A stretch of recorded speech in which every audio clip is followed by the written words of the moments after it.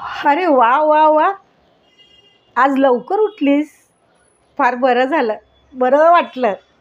काय जिम करायला? म्हणजे तू जिमसाठी बाहेर नाही जाणार, घरातच जिम करणार आहेस? बरं झालं, त्यानिमित्ताने मी सुद्धा तुझ्याबरोबर जिम करेल. हां, थोडीफार एक्सरसाइज करेल ग. आणि तुमची ती काय मोटिवेशनसाठी म्युझिक लावतात ना, ते पण लाव. अगं हो, मी पूजा आणि आरती मी नंतर करेल, सावकाश करेल. असा पण देव 24 तास आपल्याबरोबरच असतो. अगं त्याच्या कृपेमुळेच माझ्या घरात शांती, समृद्धी, सुख सगळं आलं आहे.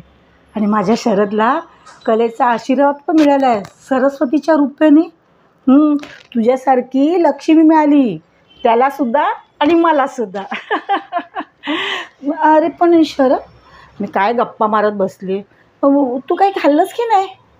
काय नाही खाल्लं? बरं, तुझ्यासाठी मी काहीतरी नाश्ता बनवते. आणि ओ हिरोईन, तुमच्यासाठी काय जिम केल्यावर ते तुमचं काळं बेंद्र काय तो चहा असतो तो आणू का? काय? हां हां, त्यालाच ते काय तुम्ही ब्लॅक टी का काय म्हणतात ते. तुमच्या दोघांबरोबर मी पण थोडासा चहाचा घोट घेईन म्हणते. मग तुझं सगळं ते जिम बिम झालं ना की मग सावकाश माझ्यासाठी नाश्ता आणि एकदम कडक फक्कड चहा बनव. अगं तुझ्या हातचा चहा म्हणजे अमृतच. काय शरद, मी म्हणते ते बरोबर आहे की नाही? येते हां मी चहा घेऊन.